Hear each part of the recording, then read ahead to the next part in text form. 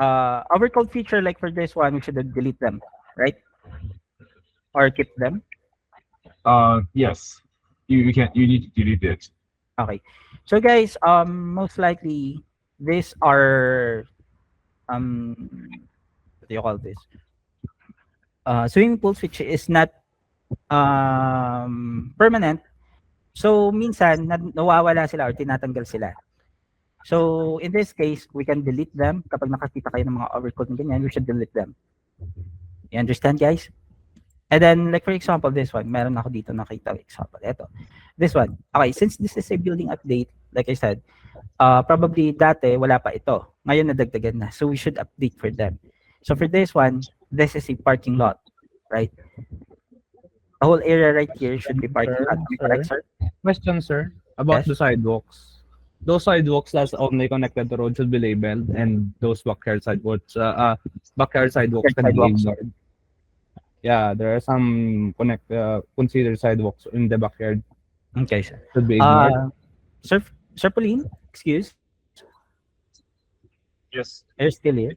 Backyard sidewalks, we should ignore them. Only those sidewalks that are connected to the road or driveways should be labeled.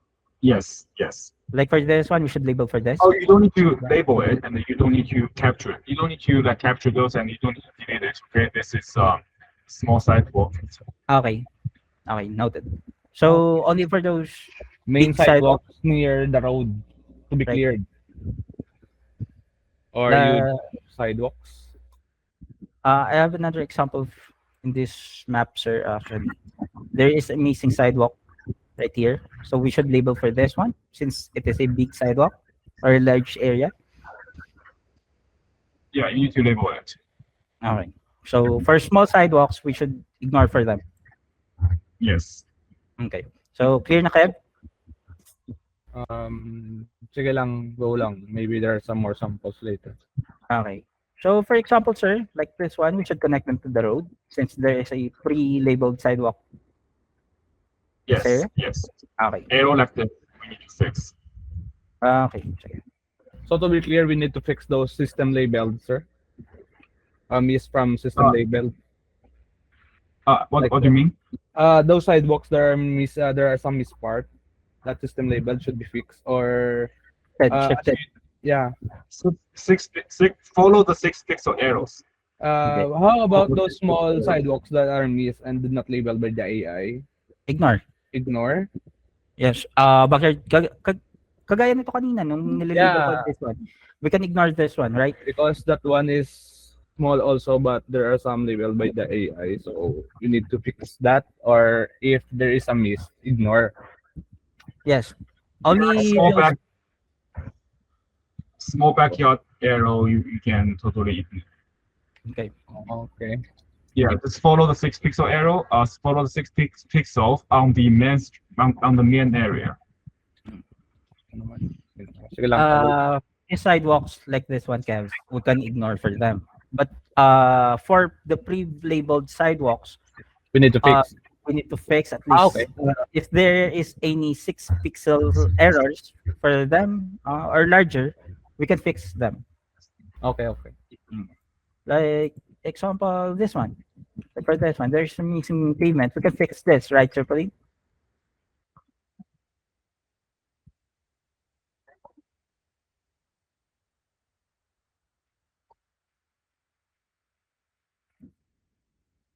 And this one, this is a pre-labeled sidewalk, and it is not accurate enough. So I think I can label it or fix them in that case. And this whole area right here is supposed to be a pavement. So we can fix this one. That is too much. Okay.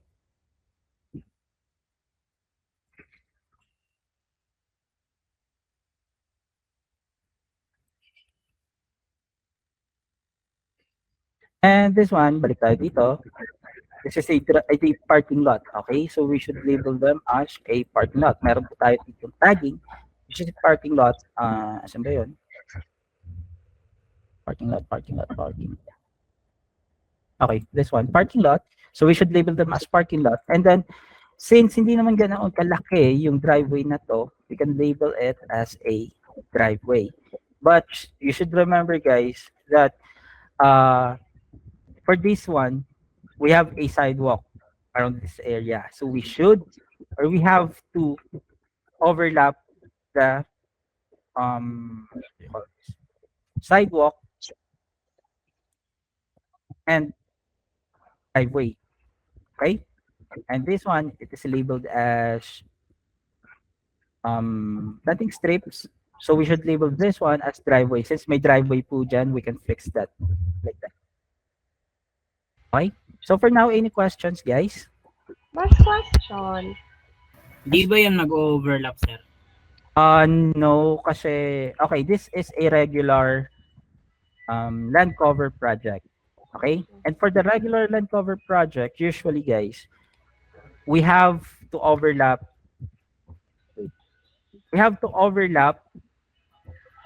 the driveway and sidewalk. Okay?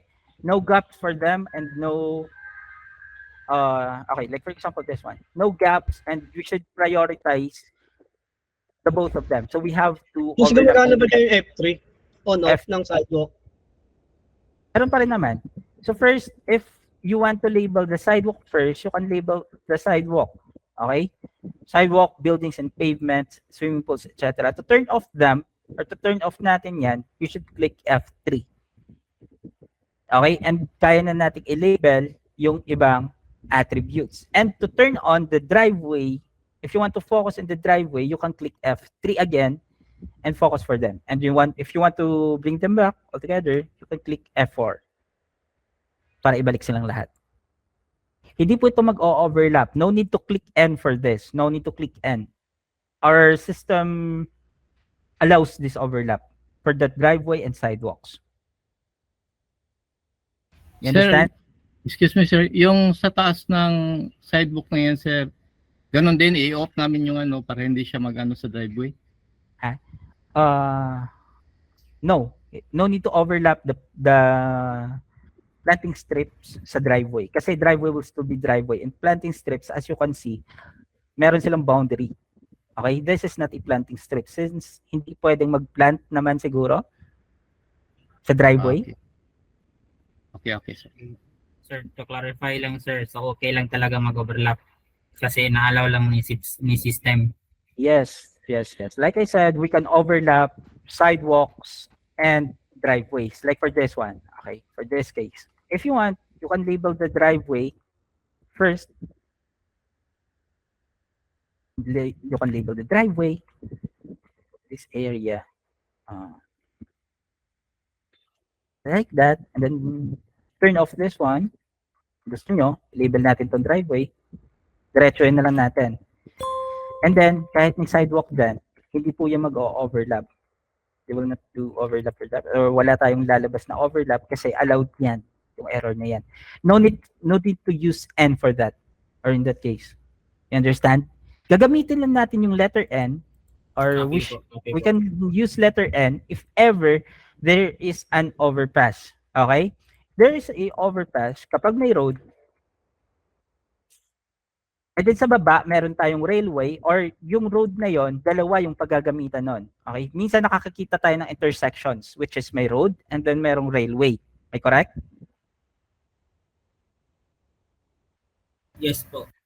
Intersections like for this one.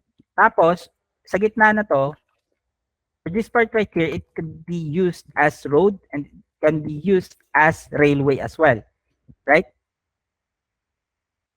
So, all we need to do is to select, Control V, click the railway, and magkakaroon ng dalawang label dyan. One, there will be railway. Number two, there will be road. Okay? And right after we do that, select them all, click N. Gagawin lang natin yan para sa mga ganyang scenario. Kapag meron tayong railway and road na connected, or meron tayong mga overpass na merong sidewalk sa gilid. You understand? Yes, sir. Okay. Balik tayo sa Sorry main po. topic natin. Yes? Ano yan? Any questions? So it means po kapag driveway and sidewalk, it's okay to overlap. No need to press Control V and N. Like I said po, for around 4 times already, yes po. No need to click N for the driveway and sidewalk.